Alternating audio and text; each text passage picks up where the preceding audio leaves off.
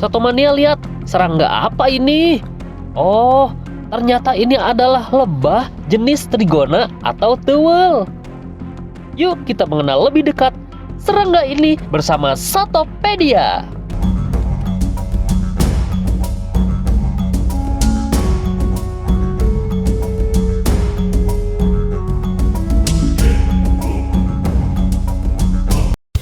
Lebah trigona atau teuweul adalah merupakan jenis lebah berukuran kecil yang tidak memiliki sengat.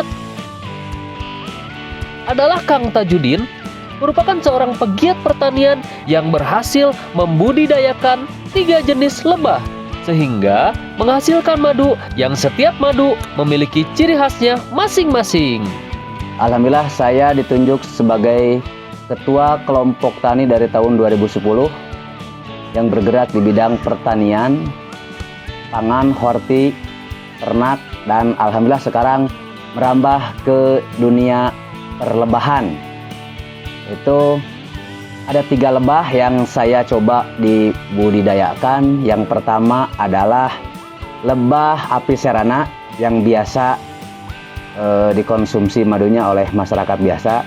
Tapi ada lagi yang lebih unik, yang langka untuk dibudidayakan, yaitu lebah trigona atau Tetragonula lepisep. Ya, itu merupakan lebah endemik ya di perkampungan, khususnya pada zaman dahulu ketika rumah masih panggung, masih menggunakan bambu atau menggunakan kayu. Disitulah lebah Trigona lepisep hidup, atau bahasa kampungnya atau bahasa lokalnya itu teuweul ya. Ternyata madu itu banyak manfaatnya, Satomania. Bukan cuma untuk dikonsumsi aja loh. Ada banyak manfaat lain yang tersembunyi di balik manisnya madu. Nah, selain dikonsumsi, madu lebah trigona ini punya kelebihan.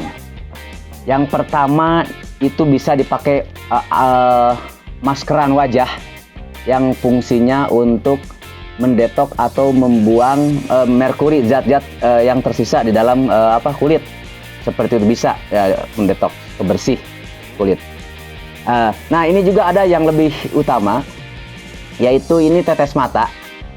Tetes mata dengan menggunakan madu trigona.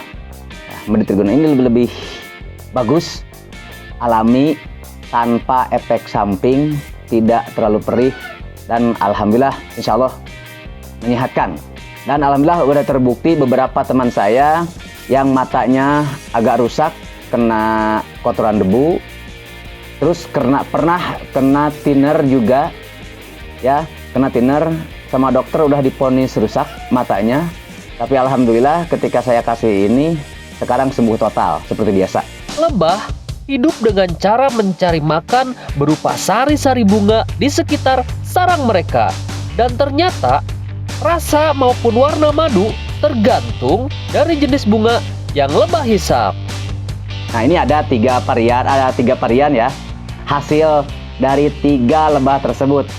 Yang pertama adalah ini lepisep, ini kebetulan tinggal sedikit ya. Serana ya, serana kalau bahasa lokalnya itu nyeruan ya, nyeruan kalau bahasa kita nyeruan. Madunya dominan manis ya, tapi ada juga yang pahit, tergantung nektar yang dihisap seperti itu. Ada juga ini nih, ini merupakan madu lebah trigona atau lepisep atau teuweul. Nah, ini lebah ini ada punya kelebihan, yaitu memiliki 3 rasa, tapi lebih khasnya asem ya, lebih khasnya asem. Ini kan, ini lebih ke asem. Ada juga yang manis dan ada juga yang pahit. Kembali tergantung kepada nektar apa yang dimakan, seperti itu. Waktu panen madu hasil budidaya lebah termasuk cepat, tapi hal tersebut dipengaruhi oleh beberapa faktor.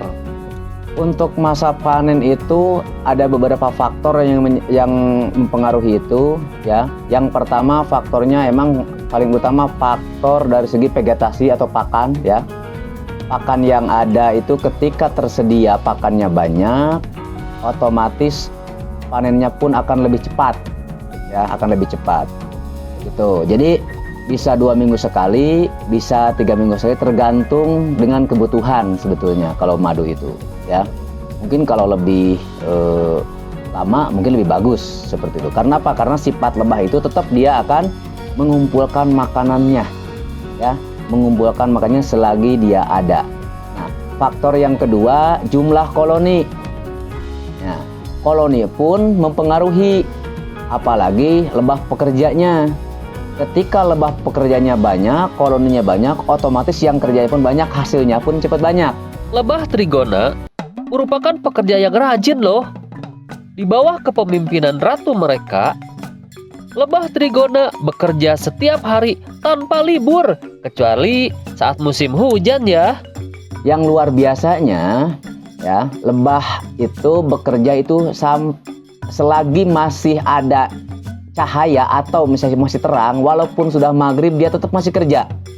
Karena apa? Karena rata-rata nektar bunga itu, ya, keluarnya itu jam 5 sore sampai jam 6 pagi.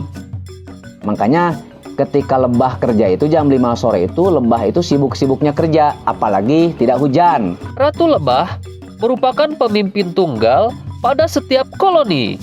Ratu lebah hanya bertugas untuk bertelur. Dengan karakter sifat yang sangat dominan. Jadi ketika di dalam koloni lebah ada bakal calon ratu, maka ketika ratu itu sudah beranjak dewasa, dia akan memecah koloninya, mencari tempat baru untuk bikin koloni baru atau kerajaan baru. Seperti itu. Jadi tidak bisa satu kotak ada 2 ratu, nggak bisa. Ya, bisa. Yang pertama bisa pecah ratu, yang kedua bisa dibunuh salah satu. Siapa yang unggul, yang dominan, di situ ia yang bertahan, seperti itu. Secara ratu itu kan kalau misalkan lebah Apis cerana itu bisa kita rekayasa sebetulnya dengan menggunakan rumah ratunya disediakan. Tapi tetap kan yang bertelur itu ada, gitu kan, ada calon ratunya khusus, tapi kan tidak banyak. Kadang-kadang si calon telur ratu itu kadang mulus, kadang tidak. Seperti itu. Tapi tetap ya, ratu itu tidak bisa dibikin oleh manusia, tapi bisa di rekayasa atau disiapkan tempat ratunya. Karena apa? Karena si kotaknya pun beda antara kotak-kotak ratu lebah pekerja biasa. Terus dengan ratu itu beda, bentuk dan ukurannya pun berbeda. Mudahnya berternak lebah bukan berarti tidak memiliki kendala satu menia. Ternyata banyak kendala yang harus kita hadapi. Salah satunya, kita harus siap berhadapan dengan para predator alami lebah. Jadi predator utama khususnya bagi cerana adalah tawon liar, ya. Tawon Vespa liar, ya. Itu mereka itu aja akan jadi predator bagi lebah-lebah. Dia berkeliaran atau dia beroperasi di dekat pintu utama atau pintu masuk lebah. Jadi satu persatu si lebahnya itu dia bunuh, dia bawa, seperti itu. Nah, yang kedua selain itu untuk predator cerana, yang kedua adalah semut. Semut itu sangat gitu kan, mau semut rangrang, semut apa itu kan, itu berpengaruh juga predator itu kan. Makanya kalau semut itu beda dengan dengan tawon Vespa atau tawon, ya, itu beda.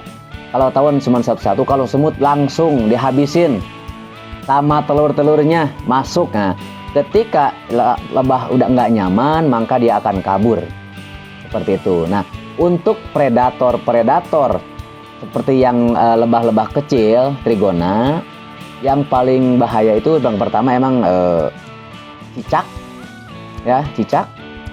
Karena cicak itu langsung, ya, cicak gitu kan, langsung dia akan memakan satu persatu si lebahnya, lebah dewasanya kalau cicak, ya, sebelum masuk diambil. Yang kedua laba-laba. laba-laba itu lebih sadis gitu kan, masuk dia bersarang di situ. Selain dia menggunakan jaring, yang lain mati di jaring, dia dimakan juga satu persatu begitu. Terus ada juga kalau di bawah itu kok katak juga sama, katak juga dimakan sekatak, semut dan sebagainya samalah seperti itu. Begitu. Itu predator atau hama-hama yang biasa ditemukan di dalam budidaya lebah madu. Itu dia Sato Mania, sedikit pengetahuan tentang lebah trigona yang bisa kita bagikan kepada teman-teman di rumah. Sekian untuk video kali ini, sampai jumpa di video Satopedia berikutnya. Salam lestari, salam Sato Mania, Satopedia.